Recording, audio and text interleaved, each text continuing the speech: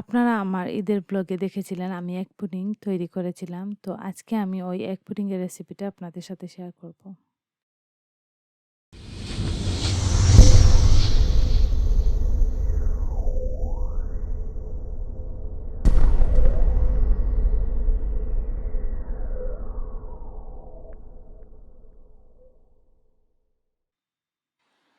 Hi everyone, আসসালামু আলাইকুম। আশা করি আপনারা সবাই ভালো আছেন। আমিও আলহামদুলিল্লাহ আল্লাহর রহমতে ভালোই আছি। আজকে রেসিপি শুরু করার আগেই বলে দিচ্ছি, যারা এখন আমার চ্যানেলটি সাবস্ক্রাইব করেনি প্লিজ আমার চ্যানেলটি সাবস্ক্রাইব করে দেবেন আর এভাবেই আমার পাশে থাকবেন। এগ পুডিং তৈরি করতে যা যা ইনগ্রেডিয়েন্ট লাগবে সেগুলো আমি এখানে নিয়ে নিয়েছি। 5টি ডিম, 1 can condense milk, 1 teaspoon vanilla flavour আর 500 ml মিল্ক আর 300 গ্রাম সুগার।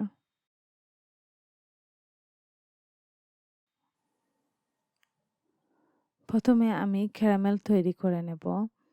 তার জন্য এখন আমি দিয়ে দিচ্ছি চিনি। এটাকে অল্প আঁচে রেখে দেব।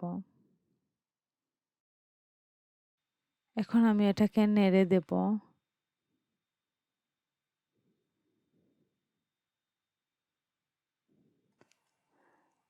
এখন আমি নেড়ে দিচ্ছি, দেখতে পাচ্ছেন আমার চিনি গলে যাওয়া শুরু হয়ে গেছে।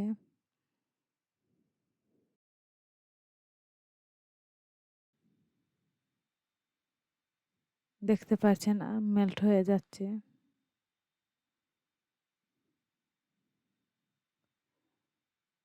এটাকে এভাবে অল্প আঁচেই ভালো করে নাড়তে হয়, তা না হলে ক্যারামেলটা পুড়ে যেতে পারে।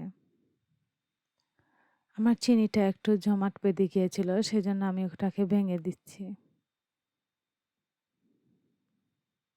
আমার ক্যারামেলটা এখন রেডি হয়ে গেছে। এখন আমি এটাকে এটাকে আমি এই পাত্রের মধ্যে ঢেলে দিচ্ছি, যেখানে আমি পুডিংটা তৈরি করব। ক্যারামেলটা গরম অবস্থাতেই কিন্তু রেখে দিতে হবে, তা না হলে এটা জমাট বেঁধে যাবে। সেজন্য আমি তাড়াহুড়ো করে জলদি করে এটাকে রেখে দিয়েছি। এখন এটা সেট হওয়ার জন্য আমি রেখে দেব।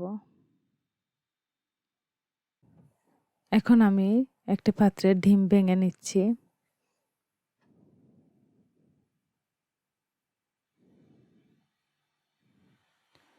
এখন আমি হুইস্কার দিয়ে মিক্স করে নিচ্ছি। এটাকে ভালো করে মিক্স করতে হবে।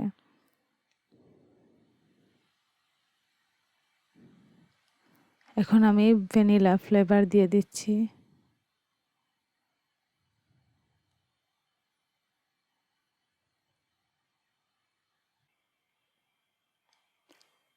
এখন আমি দিয়ে দিচ্ছি কনডেন্স মিল্ক পুরোটাই।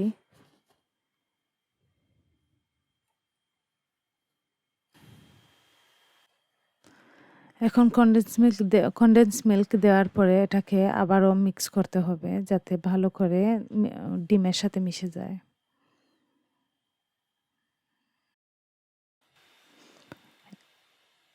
এখন আমি দুধ দিয়ে দিচ্ছি, আবারও মিক্স করব। আর চাইলেও সব ইনগ্রেডিয়েন্ট একসাথে মিক্স করে নিতে পারেন ব্লেন্ডারের মাধ্যমে। এই তো আমার মিক্স করা হয়ে গেছে। আমার ক্যারামেলও রেডি হয়ে গেছে। এখন আমি ওই পাত্রে আমার মিশ্রণটি ঢেলে দেব।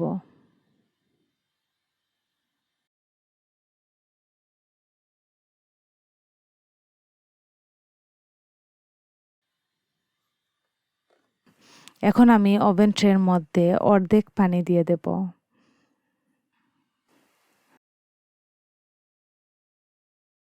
তারপর পুডিং আমি দিয়ে দেব ওভেন ট্রের মধ্যে। এখন আমি ওভেনে ঢুকিয়ে দেব 180 ডিগ্রিতে, আর তার জন্য অপেক্ষা করতে হবে আমাকে 30 মিনিট। 30 মিনিট পর আমার পুডিংটা রেডি হয়ে যাবে।